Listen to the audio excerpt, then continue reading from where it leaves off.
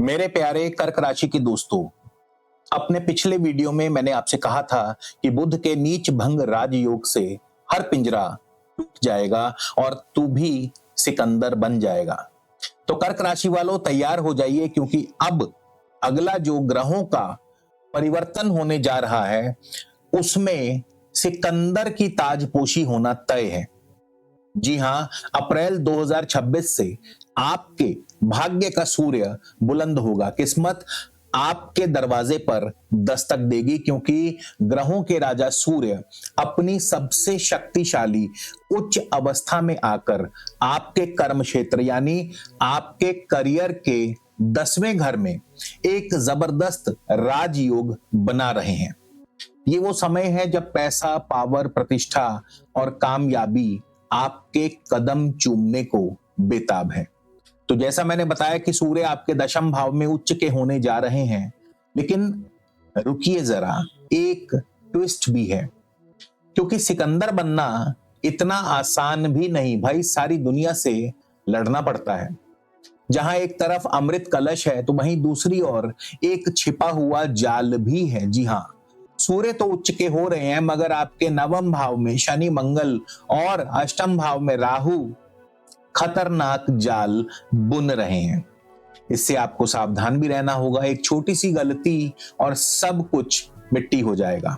इस वीडियो में मैं आपको ज्योतिष के गहरे रहस्यों से ये समझाने वाला हूं कि वो कौन सी एक गलती है जिससे आपको हर हाल में बचना होगा, और कैसे इस छिपे हुए जाल से निकलकर आप इस महाराजयोग की पूरी शक्ति को अनलॉक करके अपने करियर को उस ऊंचाई पर पहुंचा सकते हैं जिसका आपने सिर्फ सपना देखा है।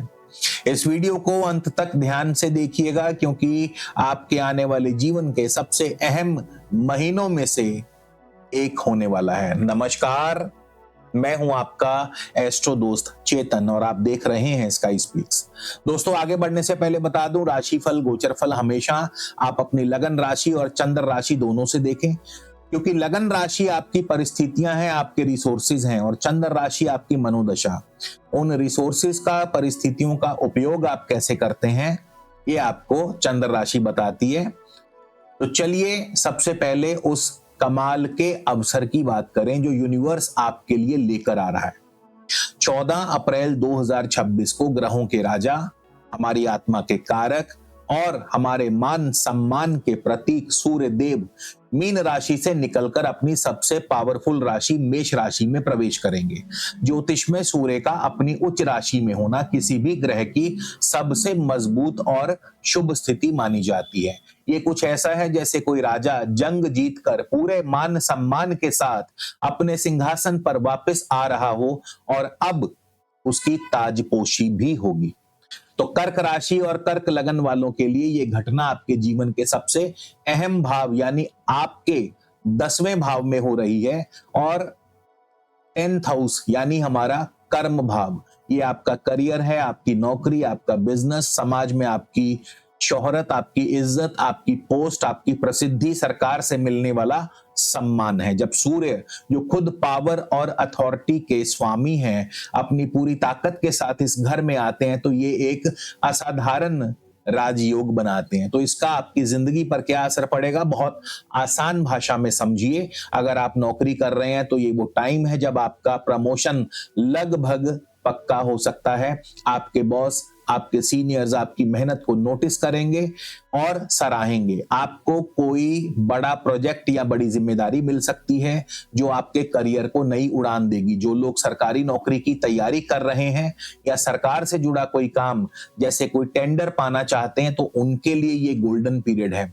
अगर आप बिजनेस में हैं तो आपकी साख आसमान छुएगी, आपकी डील्स फाइनल होंगी, नए और बड़े क्लाइंट्स आपसे जुड़ेंगे और मार्केट में आपका नाम एक ब्रांड की तरह पॉपुलर होगा। आपकी लीडरशिप क्वालिटी निखर कर सामने आएगी और आप बड़े और साहसी फैसले लेने से जरा भी नहीं हिचकिचाएंगे। जो लोग बेरोजगार हैं, लंबे समय से एक अच्छी नौकरी की तलाश में हैं, तो उन्हें इस महीने यानी 14 अप्रैल से 15 मई के बीच में बेहतरीन मौका मिल सकता है। सीधे शब्दों में कहें तो आपके करियर का रथ जो शायद अब तक धीरे धीरे चल रहा था, अब उसमें सूर्य की शक्ति जुड़ जाएगी और उसे रोशनी की रफ्तार से सफलता की ओर ले जाएगी। आपकी सोशल स्टैंडिंग मजबूत होगी, लोग आपकी सलाह और लीडरशिप का लोहा मानेंगे। ये शक्ति, अधिकार और जबरदस्त सफलता का समय है। अब बात करेंगे छिपे हुए जाल के बारे में। जैसा मैंने शुरू में कहा था, हर बड़ी कहानी में एक ट्विस्ट होता है। तो जब यूनिवर्स आपको एक हाथ से बेशुमार कामयाबी दे रहा है, तो दूसरे हाथ से आपका कड़ा इम्तिहान भी ले रहा है। ये इम्तिहान बहुत मुश्किल है और यही वो जाल है जिसके बारे में आपको जानना जरूरी है। जिस समय सूर्य आपके 10वें घर में राजयोग बना रहे हैं, ठीक उसी समय आपके नवम भाव यानी आपके भाग्य भाव में दो सबसे क्रूर और शक्तिशाली दुश्मन एक साथ बैठे होंगे, शनि और मंगल, और अष्टम भाव में राहु। तो ज्योतिष में जब शनि मंगल एक साथ बैठते हैं तो ये एक अशुभ योग माना जाता है और यह योग जिंदगी में फ्रस्ट्रेशन, गुस्सा, टकराव और रुकावटों को जन्म देता है। वहीं अष्टम भाव का राहु अपने भ्रम और माया जाल से धोखे का जाल बुनता है। तो अब आते हैं वीडियो के सबसे अहम हिस्से पर। वो एक कौन सी गलती है जो आपको इस शानदार राजयोग को जीरो कर सकती है? तो वो गलती है सब्र खो देना और अहंकार या गुस्से में आकर कोई गलत फैसला लेना। तो अब सवाल ये है कि मंगल शनि राहु के जाल से बचे कैसे और इस राजयोग का 100% लाभ कैसे उठाएं? समाधान ज्योतिष में ही छिपा है। आपको एक रणनीति अपनानी होगी, व्यवहारिक, मानसिक और आध्यात्मिक तौर पर। सब्र और धैर्य से काम लेना होगा, विनम्रता से रहें, दूसरों का सम्मान करें, अपने गुस्से पर काबू रखें, एक अनुशासित दिनचर्या को अपनाएं, अड़ियल रवैया बिल्कुल नहीं अपनाना, बहस में बिल्कुल नहीं पड़ना, मैं ही सही हूं ये भ्रम बिल्कुल नहीं पालना और किसी पर भी ब्लाइंड ट्रस्ट नहीं करना। अपना कर्म करते रहिए, क्योंकि आप जानते हैं कि सिकंदर बनना इतना भी आसान नहीं है। देखो, कई बार जो है लोग शिकायत करते हैं कि इतना अच्छा गोचर के होने के बाद भी हमें अच्छे फल नहीं मिलते हैं और फिर वे ज्योतिष को ही दोष देने लगते हैं। लेकिन आपने कभी सोचा है ऐसा क्यों होता है? मैं बताता हूं। ऐसा इसलिए होता है क्योंकि आपकी अपनी जन्म कुंडली कमजोर है, या हो सकता है कि आपको किसी अशुभ ग्रह की दशा चल रही हो और आपको इसका पता ना हो। तो इसका समाधान क्या है? समाधान है निजी परामर्श। आप अपनी कुंडली के लिए निजी परामर्श ले सकते हैं, नंबर स्क्रीन पर दिया है। और अगर आप इतना भी नहीं करना चाहते तो फिर कम से कम इस वीडियो के अंत में जो मैं उपाय आपको बताऊंगा, उन उपायों का पालन श्रद्धा से करें।